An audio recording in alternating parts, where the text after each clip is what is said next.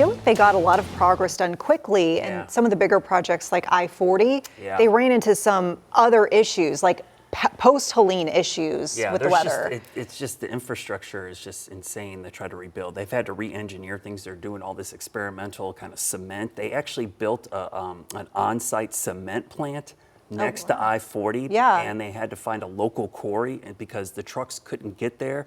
So they actually sourced some of the materials locally. You just think about all these problem solving they need to do. It's really $5.8 billion slated for DOT infrastructure. It's just, it blows your mind how much, and there's, they said about 10% still to go.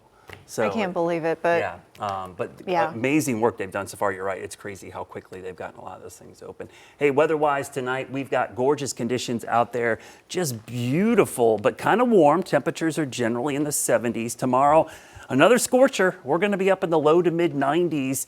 As we go into your Thursday, it's going to be 90s again, but rain moves in late in the day into Friday. The weekend, late day, afternoon, and evening storms, temperatures in the lower 80s. Tomorrow, real scorcher. We'll see those temperatures back up there in the low to mid 90s, and sunshine for most of the day. That's why we're going to be able to heat up pretty quickly. But I think we'll see some pop-up storms, especially in the mountains and foothills tomorrow. Maybe one or two across the Piedmont, but overall the chances maybe 20–30%. The big story tomorrow is another day in the 90s. That would make 3 days in a row, right? You're probably saying, well, 3 days in the 90s. That's the first time that's happened since last August. So typically we don't see these many 90s in the month of May, but here we go, 3 in a row. And again, today was 2 in a row. That was the longest since September. So it's been a while. Our rain chances are really going to peak Thursday night into Friday. Actually trended them down a little bit for Sunday and Monday. And here's the thing, there's no complete washout in this forecast for any 24-hour period. There'll be times where we'll see a whole bunch of scattered storms, but there's going to be long breaks in the afternoons and in the early part of the days as we go through the next few into the weekend. Now, humidity is going to be high. We're going to see the sticky air move in pretty quickly. So if you like humidity, you're going to love that. We've got this upper level low off the southeast coast. And what's interesting about that, you're probably thinking, well, that'll bring us some rain, right? Well, it actually could cause sinking air on the edge, and that could deter some rainfall in spots. We're really hoping that this front will be the main driver of rain Thursday night into Friday morning.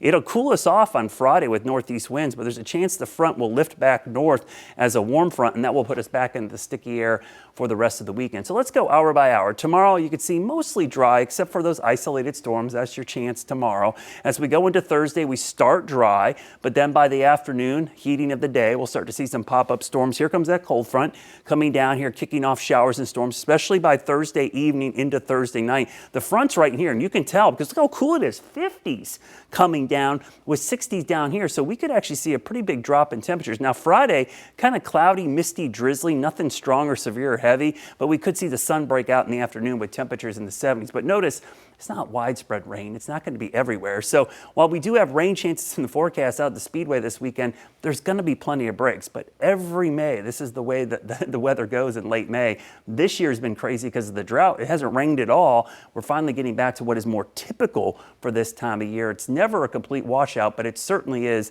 a potential for scattered storms. Now, over the next 7 days, the pattern stays wet. So the unsettled pattern should give us a chance of rain, I think, each and every afternoon. So the good news, we've got rain chances. The bad news, it's holiday weekend. Nobody wants to see rain on their plans, but just have a backup plan for those afternoon and evening outdoor activities. The mornings should be pretty good. Here's a look at your Jerry Hunt Supercenter 7-day forecast. There's your afternoon and evening storms through the weekend. Temperatures kind of deceiving. They're in the low 80s, but it's going to be pretty sticky because there's going to be a lot of humidity. And notice next week, that's a summer spring pattern with afternoon and evening storms and highs in the 80s. Wow, there it is. All right, Brad, thank you.